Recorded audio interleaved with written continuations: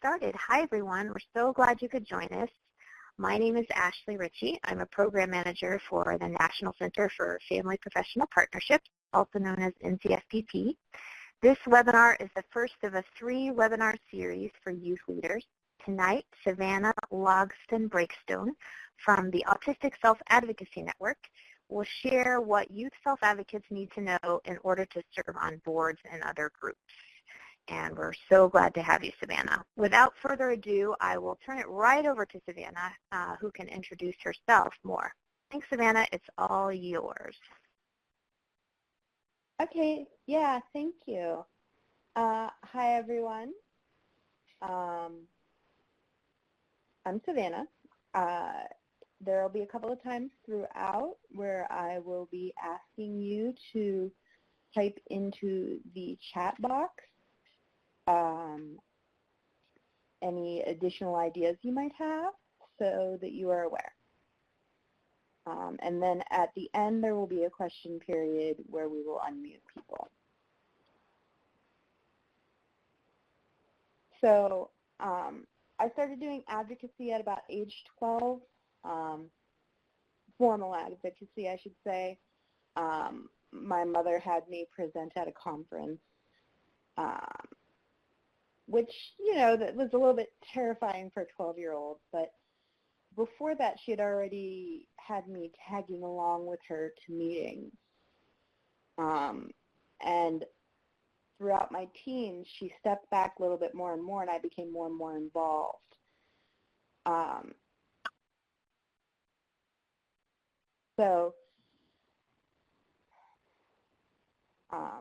I became very involved in youth organizing, starting out in mental health advisories,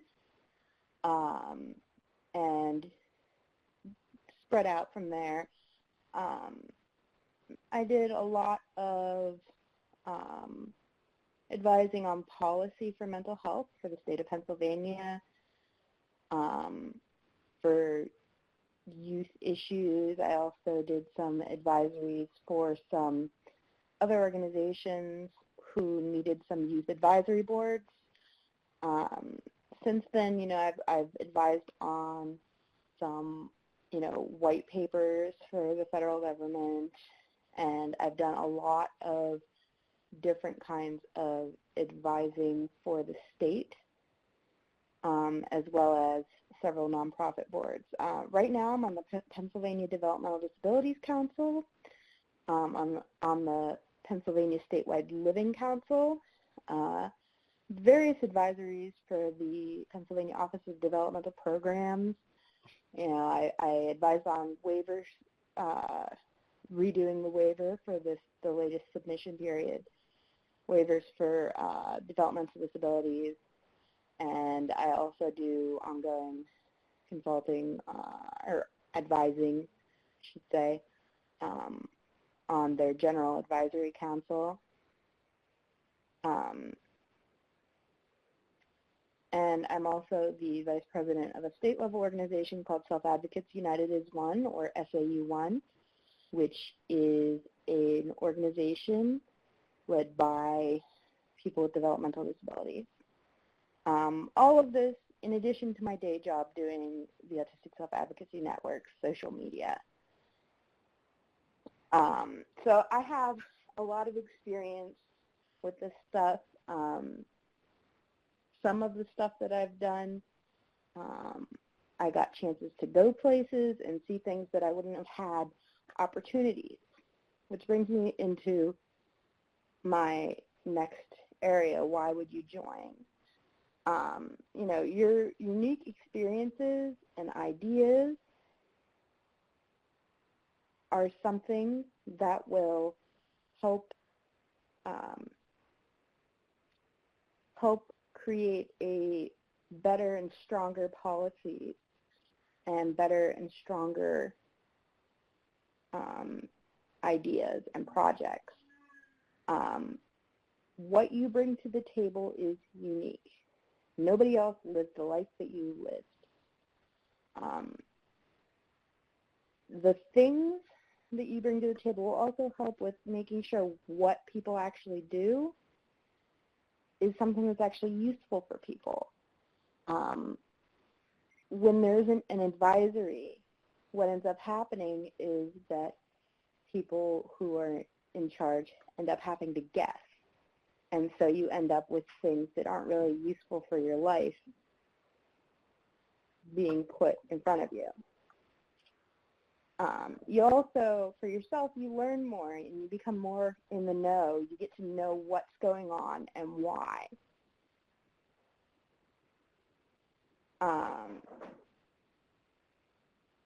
Which in turn will help you be more involved.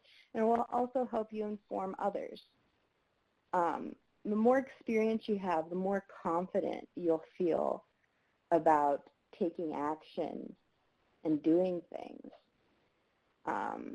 which in turn will make people look at you and go, yeah, you know, I have this project. Do you think you could come look at my project and, you know, give me some advice? Or, you know, I have this advisory committee, or I have this board that I want you to come sit on.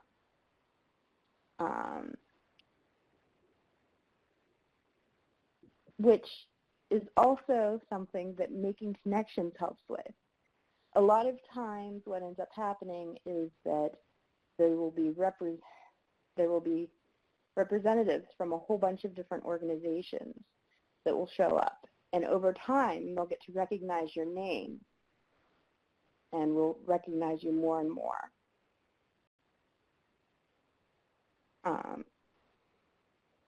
I also found that it has allowed me to travel in ways that my finances would not otherwise be able to travel because people needed me to advise on things.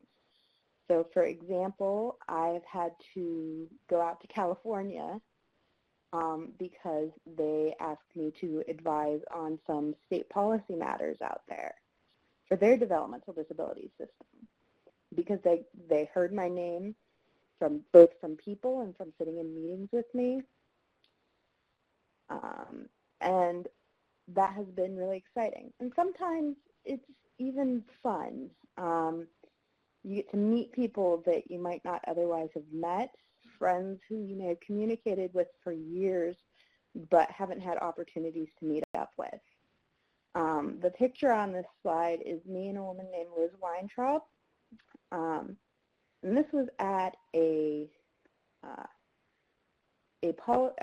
self-advocacy summit that we were both advising on. And, you know, we ate good food and we talked. We also worked a lot, but it gave us opportunities to have fun and engage with each other and other people that we wouldn't have otherwise had.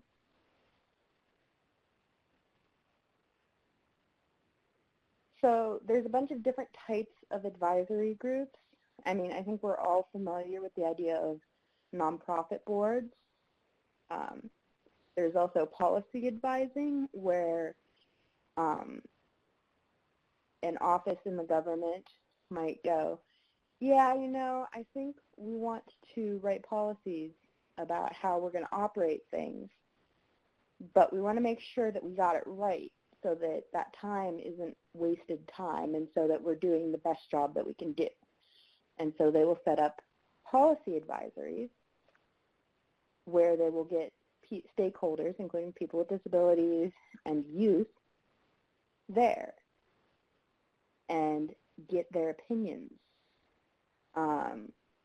in order to make sure that the best policies possible are the ones going out. DDCs are Developmental Disability Councils. Those are part of the DD Act, Developmental Disability Acts. On the federal level, implemented it so that there would be a Developmental Disabilities Council in every single state. What DDCs do is they end up distributing grants to organizations and individuals who are working on projects that will benefit self-advocates. And so within that type of a advisory group, you make decisions about, well, what kind of projects are you going to fund? And when you have a whole bunch of people who have sent in projects, how do we decide which of these projects is going to get that money. Statewide independent living councils, or even just independent living councils or centers for independent living are another type of group. The statewide ones obviously are statewide and advise more on cross-disability policy and ideas and push for the different departments to engage with people with disabilities while they are making policy and try to hold people accountable. Government advisories might not just be, we have policies. It's, you know, I know that there are issues out there I might not know about unless I have people at the table who are actually experiencing those issues. A specific advisory might be that a larger organization or even a parent organization decides that they want input from a specific group. I've been on youth advisories. I've been on advisories of people who are LGBTQ. Having that specific perspective that a group has identified that they need help making sure that they are covering the issues can really be a big thing. There's also a project advisory. This is a thing where a organization will be working on a specific project and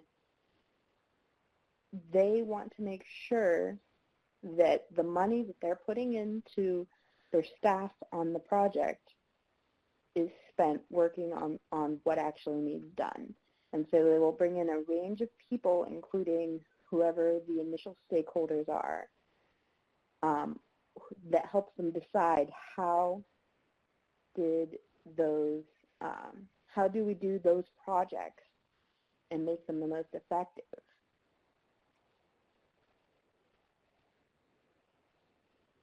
So an advisory group member might do a wide range of things or just a couple things depending on how the specific group they're with works. The thing that you almost always will have to do is answer questions. There will be an issue put forward and you'll be asked for your opinion, either actively where somebody says, you know, the gentleman in the picture here is William. Hey, William, what do you think about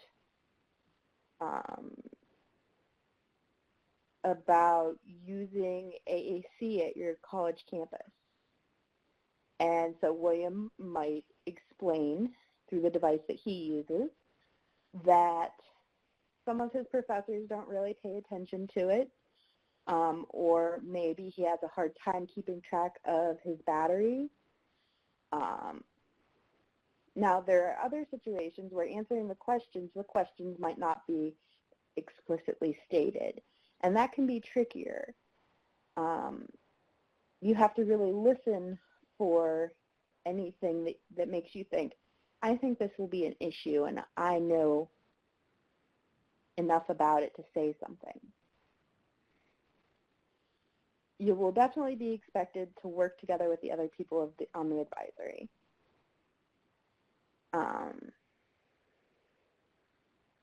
You will need to stay up to date on whatever the advisory is working on, and show up. If you don't show up, then people might decide not to invite you to more advisories or might ask you to step down. You know, you should expect to be heard. You should expect to go in representing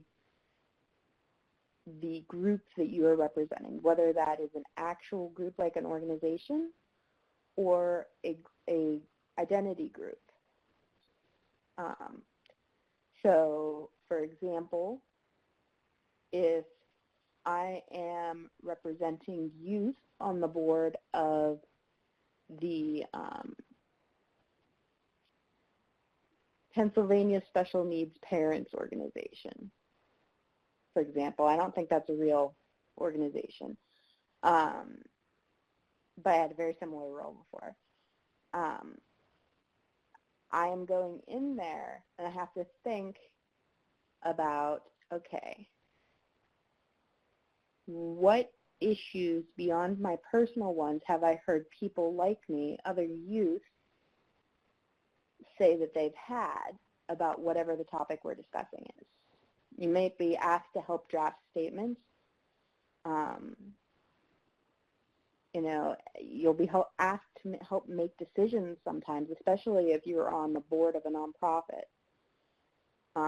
And you'll probably be asked to promote the work. So if there's a project or something else like that, you'll probably be told, hey, we need you to make sure you're, we'll say, sending this out to your networks, which really means anybody that you think would be interested, whether that's over social media, emailing people, telling people at your local groups. They'll expect you to promote whatever it is the advisory is doing. And in the end, you'll create change. Feel free, if there's anything else that you can think of that an advisory group member might do, to type that into the chat box.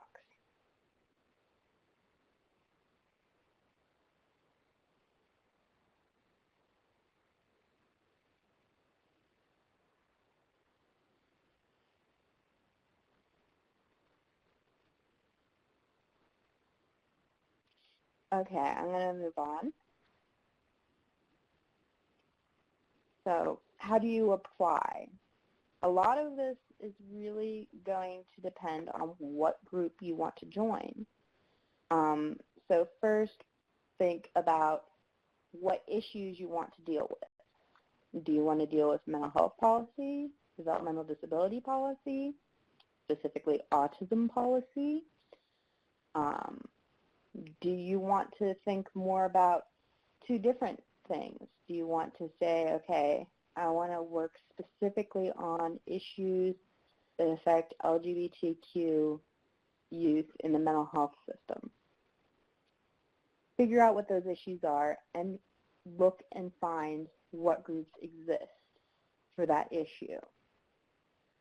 If they have public events, if they have events that are open for the public to come and watch, they might call that a sunshine law situation, where there's a law that says certain government meetings have to have a section that's open for the public to come and observe. Show up for those. It might mean, attending webinars that an organization puts on, or if you are on Twitter a lot, maybe showing up regularly for events, for Twitter chats that are put on. Make sure you show up so that they know your face, or your name, or your username. Think about what you can give. What can you contribute to whatever the group is working on? And then finally ask. Say, hey,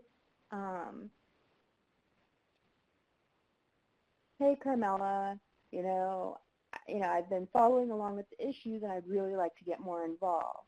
Is there any way that I can apply to be a member of your board? Or is there any way that I can help advise on some of the issues that we've been talking about? So the picture there is actually from a trip to Oregon for rural policy that I did. I do not remember whose hands they are, but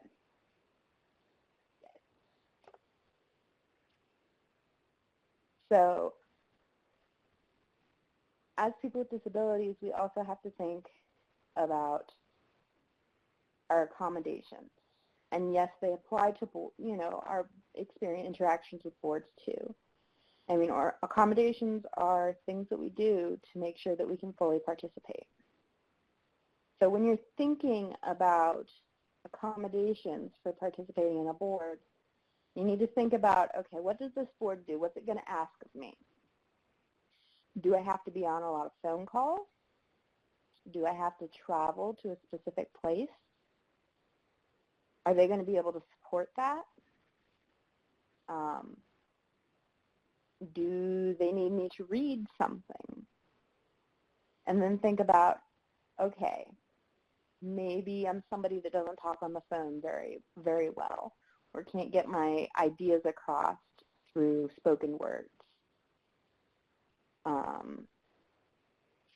So maybe I need to be able to type to somebody and have somebody else voice my words on the phone call.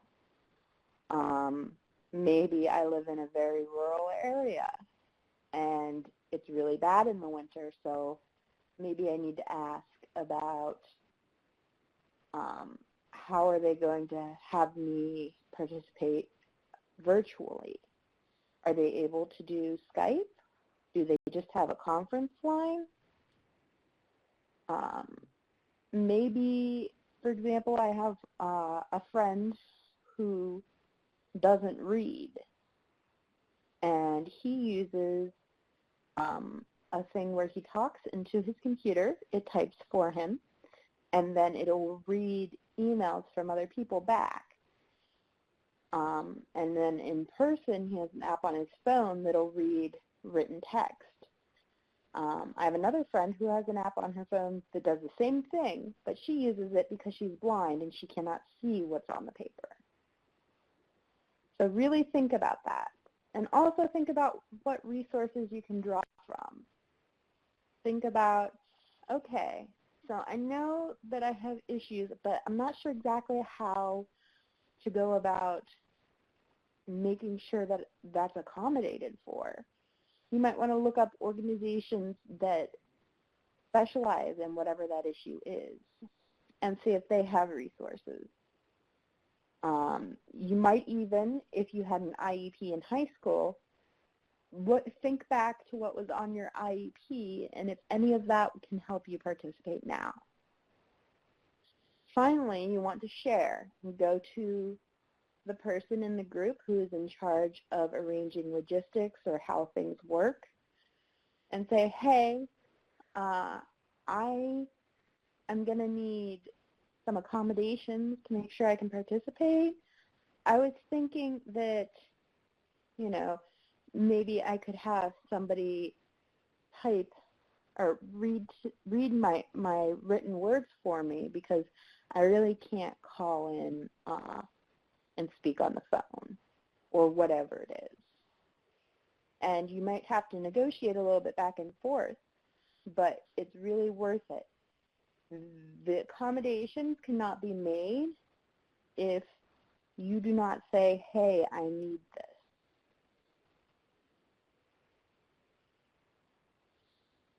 So we're going to say you've been invited to the meeting. You've got, you've been accepted onto this advisory, and you're going to have a meeting. So first thing you need to do is ask for information. Do we know how we're going to get to or connect to the meeting? When is it? If I have issues, who should I contact? For example, if the hotel won't let me check in, or if I can't get the conference line to work, who do you call? That's an important thing to ask.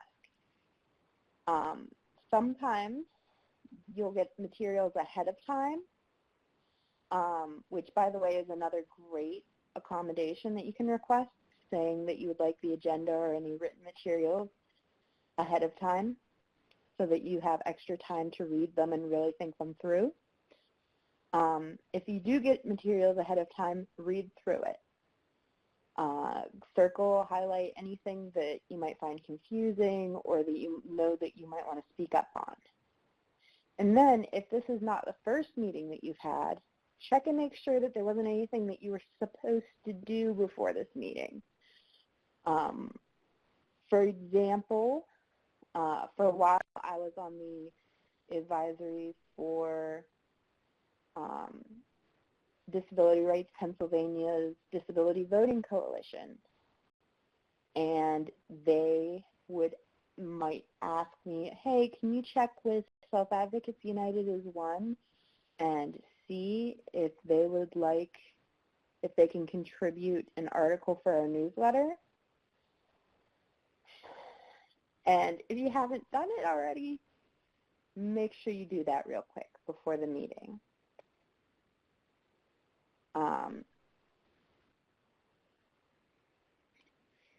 So let's say you're already prepared, you've gotten there and everything. What do you do now?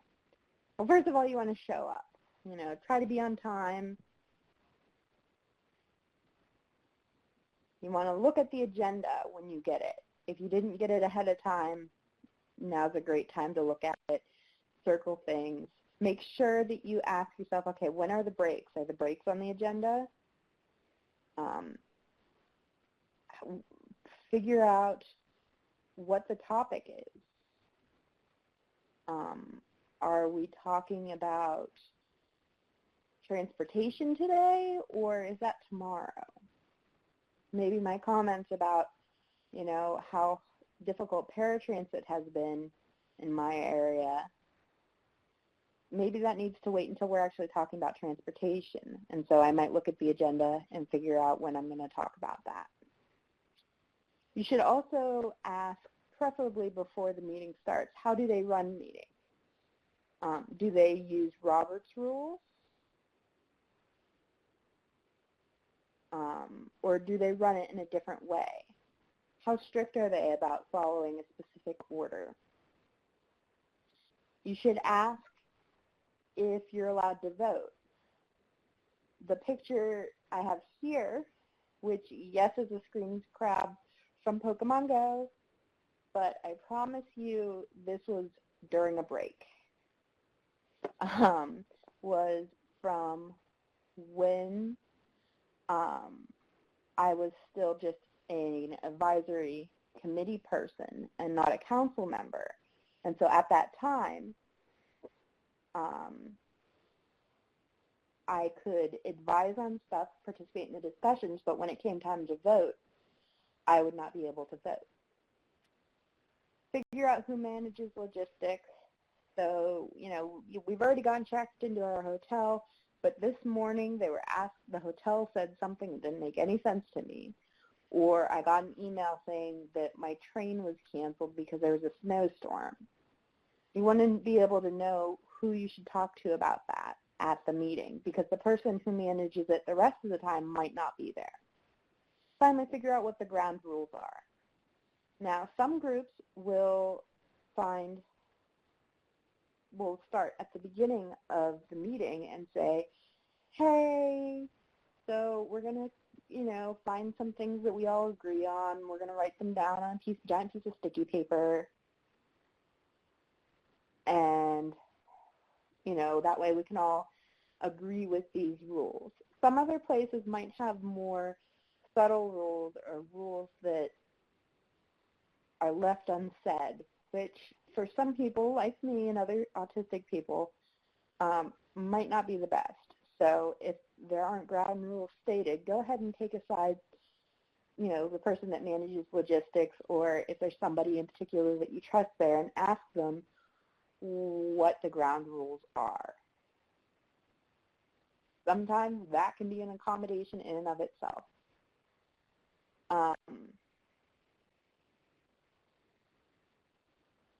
While you're in the meeting, look for places to add. So this is one of those things where, you might be asked to answer questions, but you also might be expected to either raise your hand or speak up and say, yeah, I had a buddy in Luzerne County, and their staff person told them that they weren't allowed to wear dresses because the paperwork says that they're a guy. And that's a real issue that some people have had. And if the issue that we're talking about is staff respecting their clients, that might be a really good thing for you to add. You can also consider stuff to follow up later. Maybe you've been listening to the conversation, but you didn't quite have the idea that you wanted to contribute, or maybe you were too embarrassed yet to contribute that specific idea while they were still talking about it, you can email or talk to whoever the chair is later and have them distribute it to people afterwards.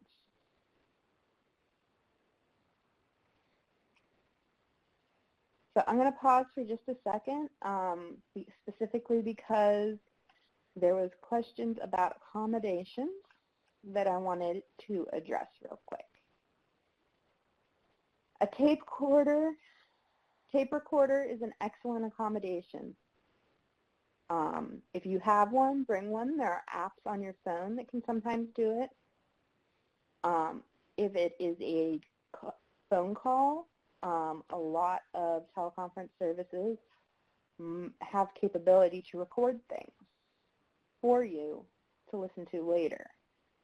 So absolutely, ask about having a recorder or ask about having it recorded. A note taker during these meetings. Yeah, that can be a great accommodation. Depending on the advisory and their budget, it might work in different ways. A lot of groups take what are called minutes, which are basically notes of what officially happened. Some groups might have somebody who is in charge of accommodations, and part of their job might be to take notes during the meeting for people that need them later. So you should ask about, okay, if I need notes taken, or if there are minutes available, who do I talk to? Sometimes it might be a thing where they kind of crowdsource it and they go, hey, can somebody take notes today on the meeting? And somebody will volunteer. Usually it ends up being the same couple of people that volunteer to take notes every time.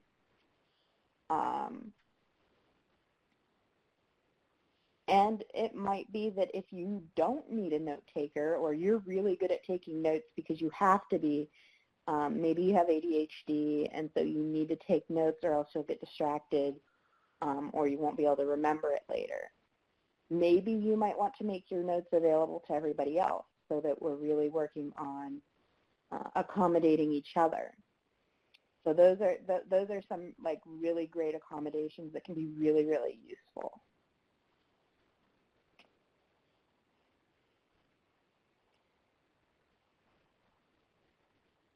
Okay, so here are some issues that I've seen happen, or that other people have told me has happened to them. I don't know what we're talking about. Either I lost track of the conversation, or it's an issue that I don't know anything about. It's okay to, raise your hand and say, hey, can we backtrack a little bit? I want to make sure that I understand what we're talking about. If you don't feel comfortable doing that, you might want to think about ahead of time, okay, who are some people at this meeting that I would feel comfortable asking about this issue later? Another issue might be, I thought I had my accommodations set up, but they're not here. Talk to the logistics person, say, look, I need this to participate. This isn't, just a whim of mine. I actually need this to happen. What can we do for next time, and what can we do for right now? So, for example, I have been to some meetings where I was told that there would be food available, like it's available to everybody else, that would not have things that I'm allergic to in it, and then I get there and nothing is labeled. In that case, I would talk to somebody, and either the people serving the food would come in and label things, or we'd find a way to work out, okay, we're going to cover your dinner, through this limited menu. And thank you, Rebecca, it's very common to have to remind people that you have accommodations, especially if you're working with a group that's not really used to including people who have accommodations. You know, speak up, and especially think about, okay, who is the person in charge of logistics? Always know who that person is, because they're the person that if something happens, they're the one to talk to, or they'll know who you need to talk to.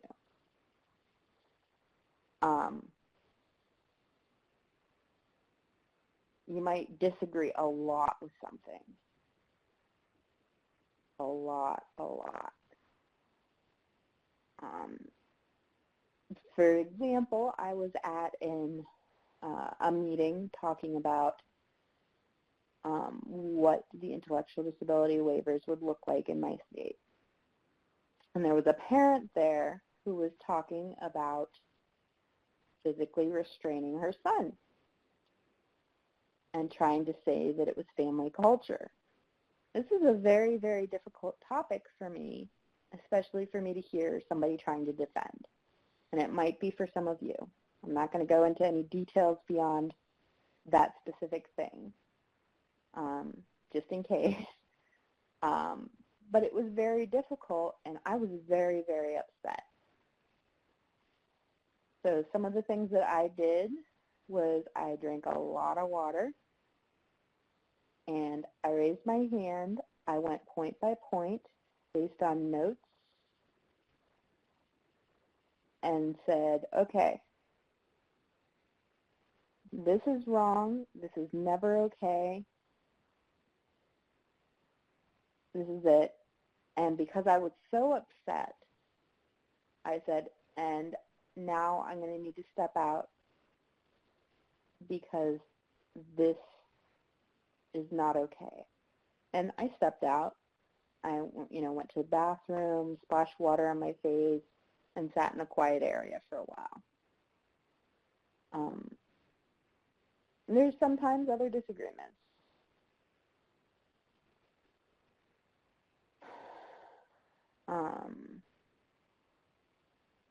That might not be as extreme, in which case, keep in mind that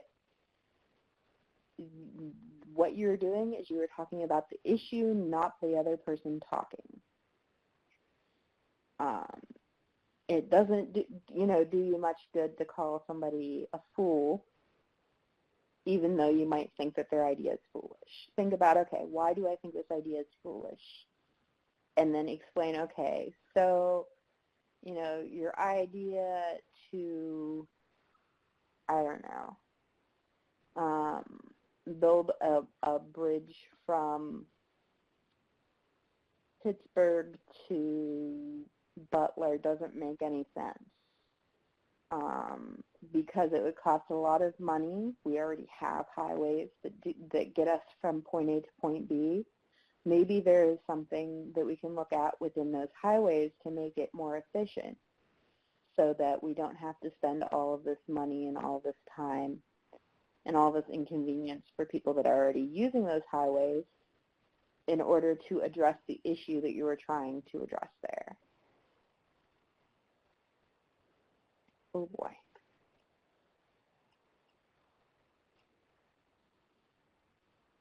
Now, you might be in a situation where the group decides on something that you don't agree with. A lot of times,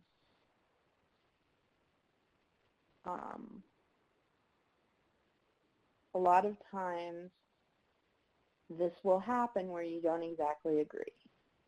And you have to sit down and you have to think, do I disagree with this enough to actually quit? Or is this something that maybe I'm not going to actively participate in? Or is this something that I'll do, but I'm kind of uncomfortable? Whatever you do, understand that when you are part of an advisory, while you can admit that there are issues usually, you have to stand by whatever a board says, for example. If you're on the board of a nonprofit, you have to stand by what it says. And the rules for how you do these different things will depend on what kind of group it is. This might be another great point where you're like, I'm not sure how much I'm allowed to disagree in public about this. Can you help me figure that out?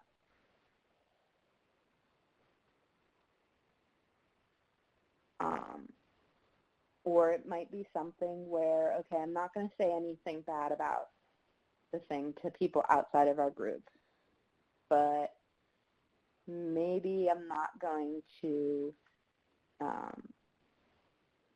talk about this particular effort of ours as much. Just keep in mind that sometimes there will be things that you might not 100% agree with that might happen. And once that is already decided, you might need to live with that. There could be an issue with discrimination. When I was younger, I did have people who treated me differently because I was a young person. They either assumed I didn't know what I was talking about or just didn't listen. I've also been in situations where they sat and they listened politely and then ignored it because I was a person with a disability. None of those things are okay. Now, depending on what that looks like, you can say, hey, I'm talking. Can we, wait until I'm done talking to move on if you were interrupted because of it? Or it might be an issue where you need to go to a chair of whatever the group is and say, hey, I was really uncomfortable with this. What can we do to make it so that this doesn't happen again? Because this is not okay. It really sucks, but it's a real thing that happens.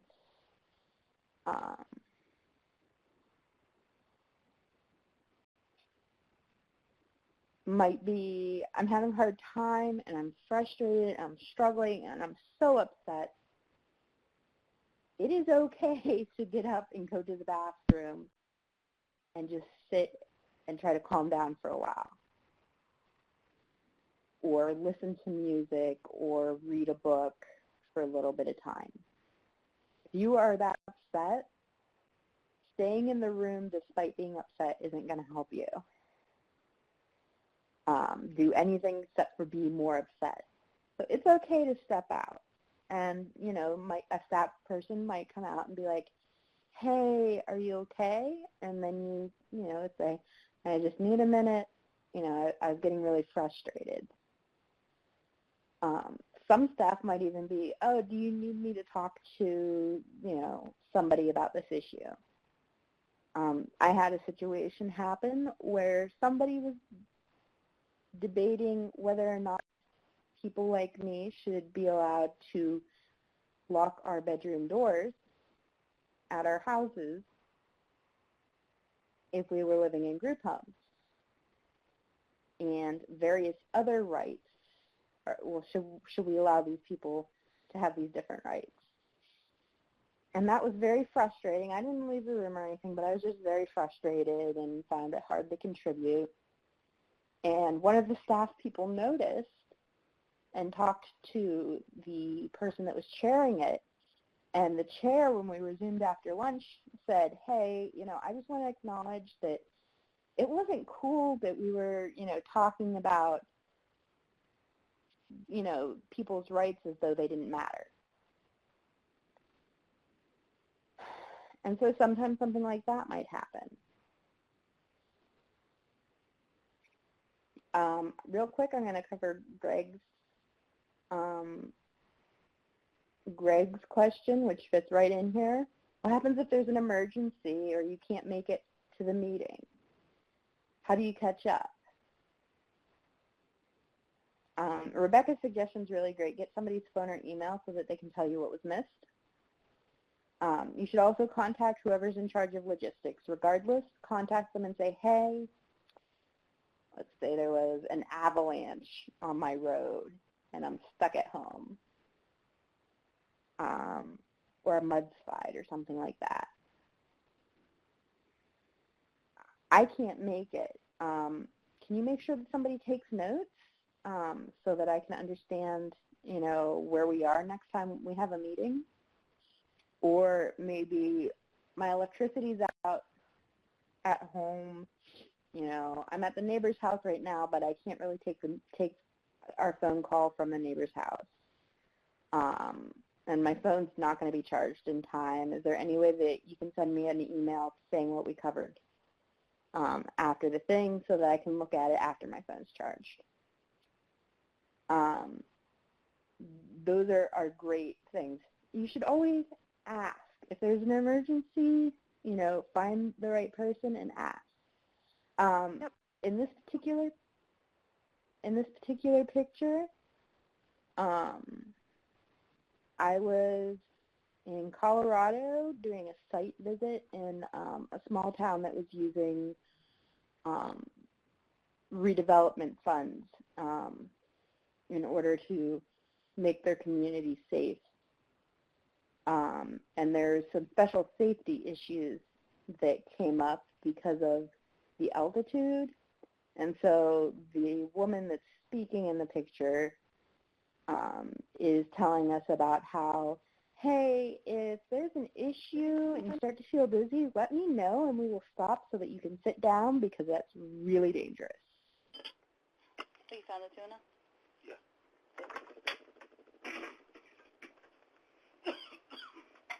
Oh. Ashley, I think we have somebody with some background noise. Yep, let me just try to mute the lines again.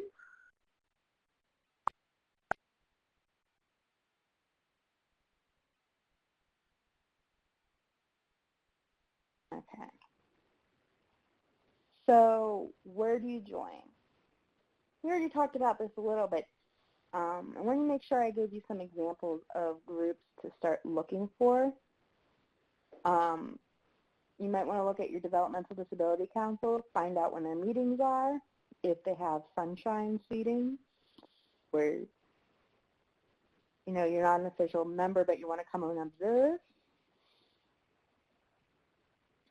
and find out about that. Your statewide Independent Living Council might know of opportunities, even if they don't have a slot available right now, they might know of other groups that might. And your Centers for Independent Living will also probably have opportunities that are more local. So if you live in a big state and you know that you can't get transportation to the other side of the state for meetings, well, maybe there's a local Center for Independent Living that you can advise on. You can look for self-advocacy groups. So in Pennsylvania, there's Self Advocates United is one. And in some other states, for example, I think Vermont has Green Mountain Self-Advocates and other groups. You get in contact with people in those groups. A lot of groups are always looking for board members or advisory members,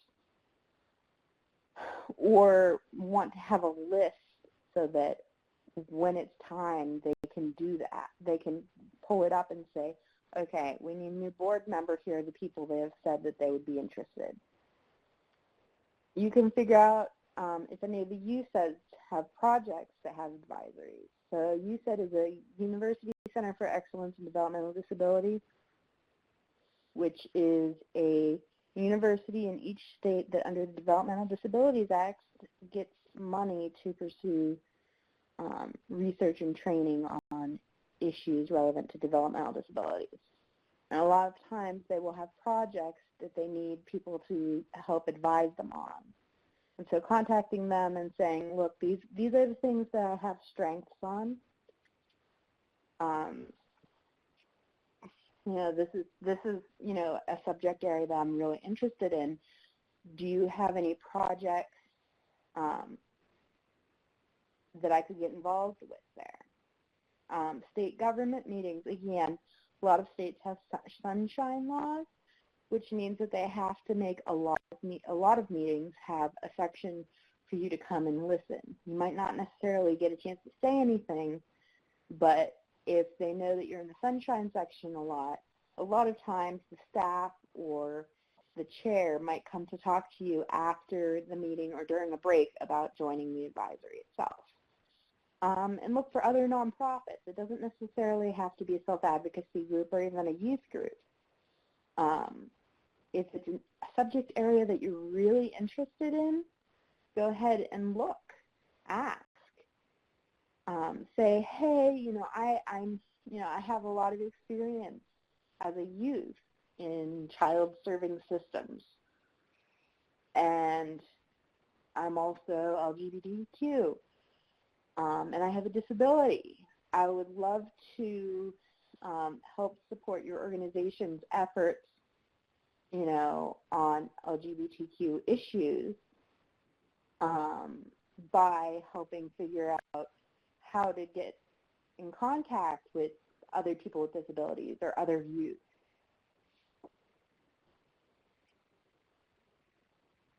So here I have a couple of resources. I believe the webinar is being recorded. I'm not sure if you need a screen grab or not, but I have 2 links here for some further resources on these issues.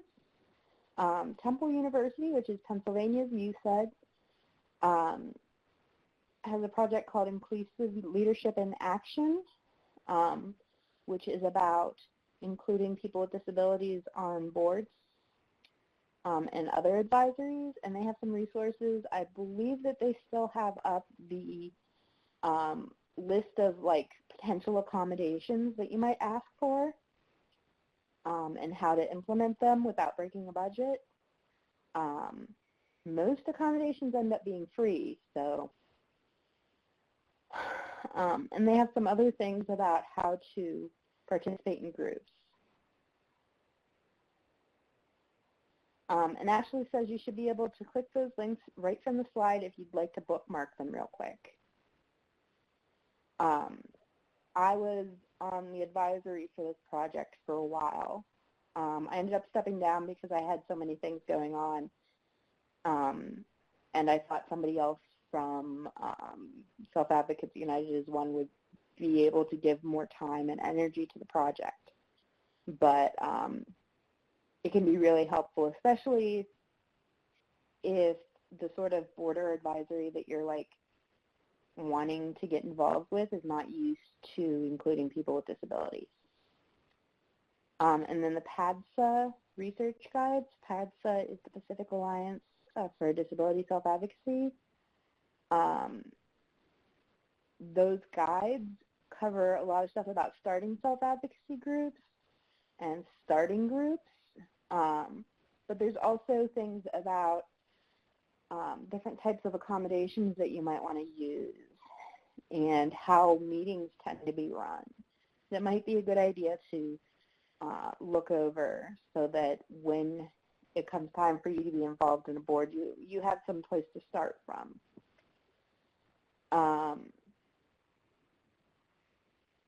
One of the resources on there is about interaction badges, which might be something that you ask for, is to have people,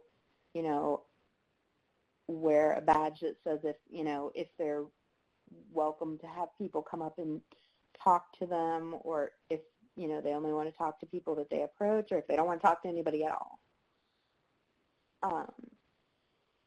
And that can be really useful especially for autistic people, but for other people too. And there's a whole bunch of other resources there that might be useful to people. So I'm at my questions slide. And this particular picture is from an Allied Media Conference in 2012 in Detroit. Would you like me to open the lines, Savannah? Sorry, this is Ashley. Yeah, go ahead. I'm going to try to answer the questions we already had. Okay, I'm going to press the button and Okay, I will click the button and just wait a moment after I click it because there's a woman who comes on and says the lines are being unmuted before you start speaking. Okay.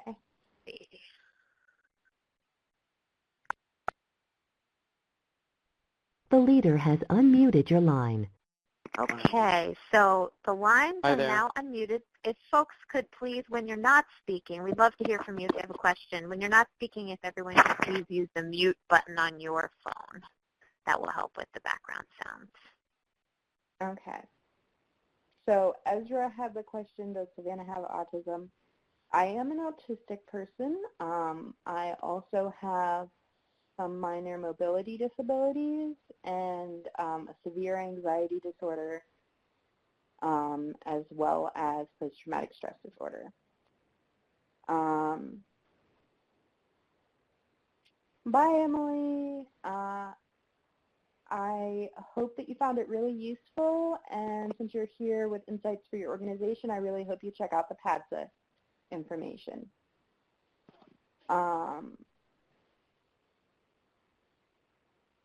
Did I start any advisory groups in high school or college?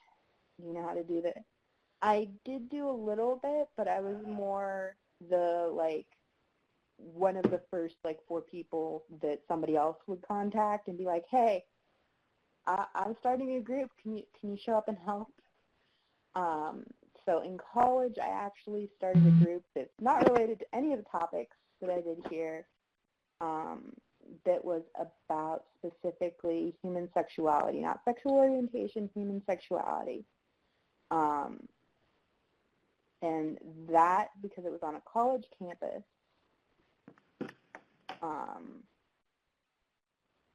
involved filling out specific paperwork and finding a faculty member to help start. A lot of high schools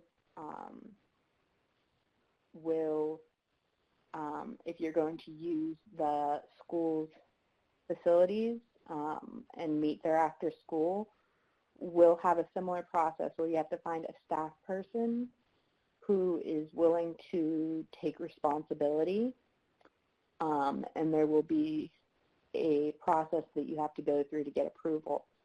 And most colleges have that too, although you can start up informal groups at any time.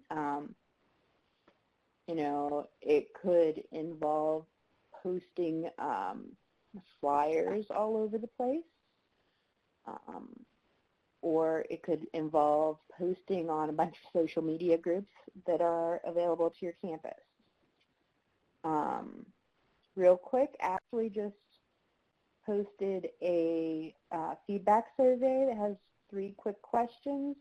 They'd love to hear from you if you can do that before you leave for the evening. More?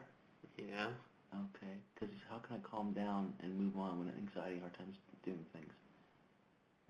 That's a great question, Ezra. If anybody didn't hear that, how can I calm down and move on when having anxiety and hard times doing things? This is a skill that is going to be useful for you regardless of if you're in meetings or not. Good things are, for example, have usually a small object in professional settings, but an object that you can hold and concentrate on. You might have a worry stone, which is a smooth stone with a divot in it that you can rub and concentrate. Another good thing would be breathing in through your nose and out through your mouth, which can help regulate your nervous system. Again, it's okay to step out and take some deep breaths if you're not able to calm yourself down during the meeting, if you keep getting frustrated. It is definitely okay. I saw earlier somebody in chat, it might have been Rebecca, said, I like to listen to music. And that's absolutely fine. Go into a quiet area, put in some headphones and listening to music maybe you might set a certain number of songs. Say, okay, I'm going to listen to one song and then I'm going to go back in. I'm going to listen to 2 songs and then I'm going to go back in. And that's an excellent strategy. And if you're setting a time limit for the number of songs that you're using, that can help you keep track of time. Is there any other questions before I move on to the final slide? This is Gregory. So let's say if you're having a hard time finding an advisory group, so what steps would you need to take to create your own advisory group? Okay, so I would say first thing you need to do is figure out what issue you want to deal with. Then you might want to reach out to a handful of other people that you know and ask them, hey, if we have some meetings about this issue, would you be willing to show up? And that will be like your core group of people. And what you'll then do is you'll ask them to invite other people to come. And you might put out flyers in your community. Gas stations are apparently a very good choice based on my community.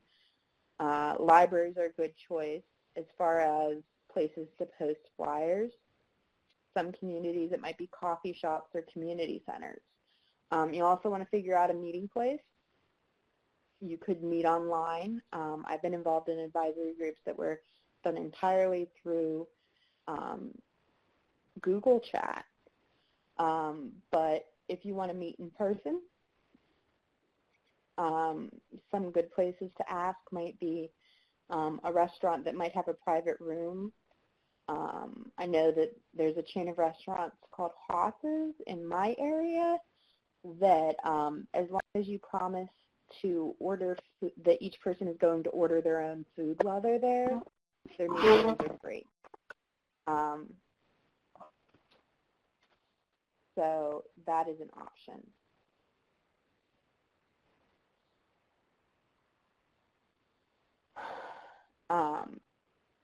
But a lot of it is just taking the initiative to ask people, hey, you know, I want to talk about this issue. Will you come talk about this issue with me? And that is one of the biggest and hardest things, is taking that initiative.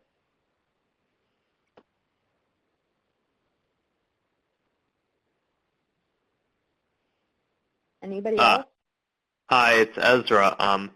I'd like to know, how can I have OCD, and how can I just move on with things and be steady? And also, how can I snap out of terrible thoughts and replace them with better ones?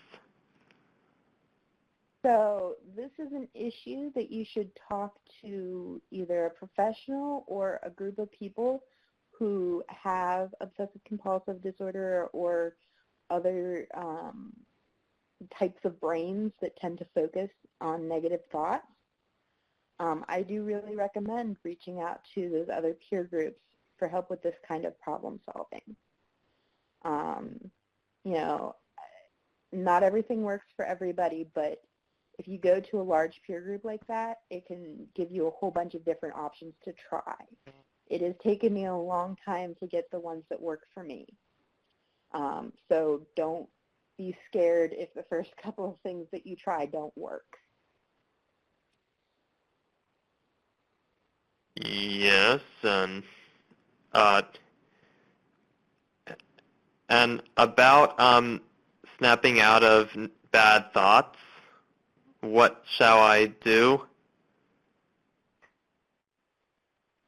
Okay, again, this is something where you should talk to other people that experience this. I experience it, but it's it's an area that we don't really have time for me to get into detail about what I do.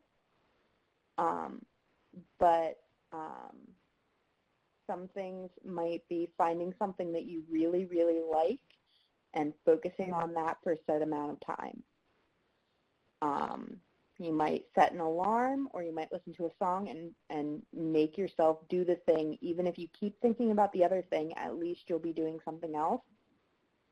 And that's a strategy that I use. I'm not saying that that's going to work for you, and I really do recommend reaching out to organizations online that do peer support for obsessive and intrusive thoughts. I know from experience that that is a very difficult thing to deal with, but I'm sorry, I'm not able to cover that right now in specifics. Okay, thank you. Yep, thank you for asking. We do not have my final slide, which had my email. Maybe you could type it into the chat box. Sorry about that, Savannah. Okay, and it also had my Twitter, actually, but maybe we can send that out later. I believe Absolutely. The webinar is being recorded and will be sent out to people. A couple of people have asked about that in the chat. I'm going to read real quick. If you have questions that aren't for me, Ashley has her email in the chat. Next webinar in this series is April 11th, Telling Your Story for a Public Policy Purpose, and that's with my colleague Reed. And then I'll be presenting again on May 16th, working with adult allies. Again, complete the feedback survey. My email is sbreakstone@autisticadvocacy.org, and my Twitter is @NicoCoer, which is NICOCOER. So feel free to reach out to me and ask me some further questions. I mean, if it's stuff that's not on this topic, reach out to me on Twitter. But if it's about participating in organizations and boards and about starting stuff, feel free to email my email. Ashley? Great. Thank you so much, Savannah. We really appreciate this presentation. It's been a wealth of information. And thanks to everybody who was able to join today. I will send out the slides, if that's okay with Savannah, a PDF of the slides. Absolutely. And the recording. And we'll include Savannah's contact information, too, in that email, since we didn't get her last slide on here. Thank you so much to everyone. Have a good evening. Thank you. Thank you. Have a good night. Night. Bye. Bye.